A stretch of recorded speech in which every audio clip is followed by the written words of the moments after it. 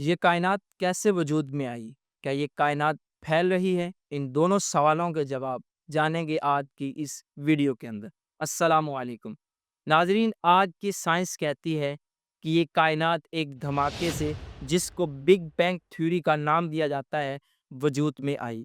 Is this reality? کیا یہ حقیقت ہے؟ اور کیا قرآن مجید میں اس کا کوئی ریفرنس، کوئی ثبوت ملتا ہے، یا پھر یہ سائنس کا بولا جانے والا آج تک سب سے بڑا جھوٹ ہے؟ کبھی آپ نے سوچا ہے یہ کائنات کتنی بڑی ہے؟ آج کی سائنس کہتی ہے کہ اس کائنات کی کل چوڑائی 93 ارب نوری سال ہے، 93 ارب نوری سال۔ اور اگر ہم ایک نوری سال کو ڈیفائن کریں، کاؤنٹ کریں، تو روشنی جو دنیا کا سب سے تیز ترین ایلیمنٹ ہے، اگر وہ ایک ایئر تک، ایک سال تک بغیر رکے مسلسل سفر کرتا رہے، تو جتنا سفر وہ طے کرے گا، ایک نوری سال کاؤنٹ ہوگا۔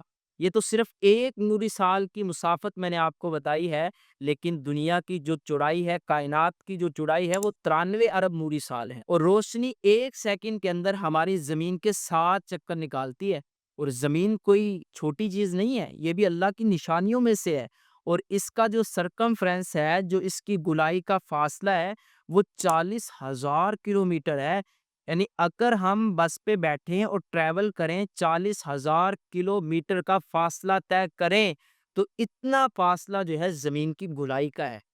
یہ اللہ رب العزت کی نشانی ہے۔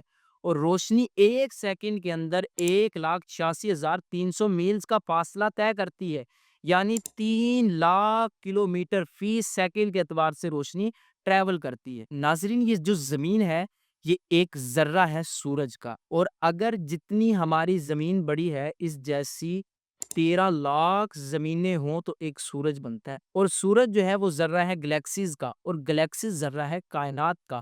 تو اتنی بڑی جو ہے اللہ رب العزت نے یہ کائنات کیسے بنائی؟ اسٹیفن ہاکی کہتا ہے کہ اس دھماکے کے اندر اتنی جو ہے سیکوینس تھی، فزکس اور توانائی کے اور مادے کے قواعد اتنے مضبوط تھے اور اتنی ترتیب کے ساتھ تھے کہ اگر تھوڑی سی بھی چیز خلاف ترتیب ہوتی تو یہ کائنات وجود میں نہ آتی۔ تو جناب، یہ تو سائنس کہتی ہے اللہ رب العزت نے 1400 سال پہلے اپنی لاریب کتاب کے اندر کائنات کے وجود کا تذکرہ کر دیا، ریفرنس دے دیا کہ میں نے اس کائنات کو دھماکے سے پیدا کیا۔ اللہ ارشاد فرماتا ہے، اولم یر الذین کفروا ان السماوات والارض کانتا رتقا ففتقناہما۔ مالک ارشاد فرماتا ہے کہ کافر ان چیزوں کو نہیں دیکھتے کہ زمین اور آسمان آپس میں جڑے ہوئے تھے، پھر ہم نے ان دونوں کو پھاڑ کر جدا کیا۔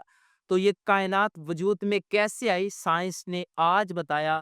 اللہ رب العزت نے 1400 سال قبل اس کی طرف جو ہے اشارہ اپنی لارائب کتاب کے اندر فرما دیا۔ اب آتے ہیں اپنے دوسرے سوال کی طرف، کیا یہ کائنات پھیل رہی ہے؟ تو جناب، امریکی ماہر فلکیات ایڈون ہبل کہتا ہے کہ یہ کائنات جو ہے دن با دن پھیل رہی ہے۔